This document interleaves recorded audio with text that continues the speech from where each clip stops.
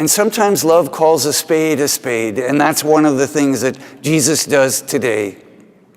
He's grieved at their hardness of heart and their obstinacy because the Pharisees are so darn assured that they're right and Jesus is wrong. There's no room for dialogue there. They know they're the experts. This upstart preacher is not. So just shut up and do what we say and everything will be fine.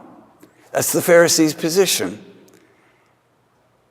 Jesus' healing is a healing of compassion. Here's a man with a withered hand. In that society where there's no social net, there's no social security, there's no retirement benefits, and if you have a withered hand, you can't work. You're condemned to a life of begging. There's no other option.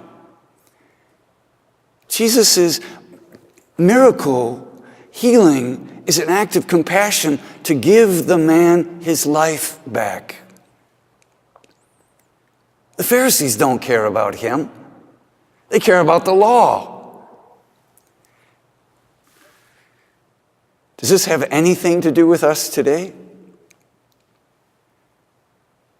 Do you have any of your children who struggle with addiction or mental illness?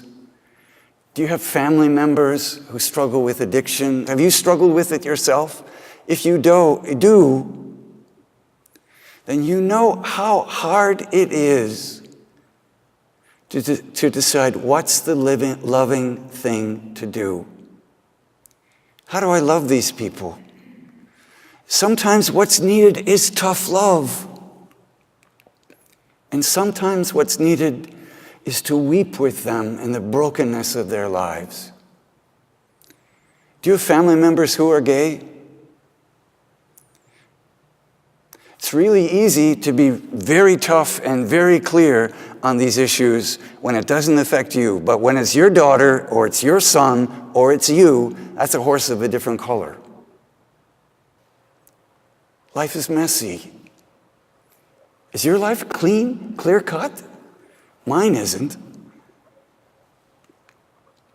These are the difficult questions that are raised, and these are the questions that draw me back here day after day, year after year, praying my heart doesn't become hardened, because it's a whole lot easier to walk around with a hardened heart, because then you don't care, then you don't get hurt.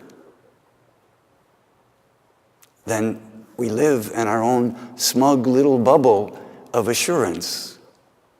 Jesus is calling us to something else. Amen.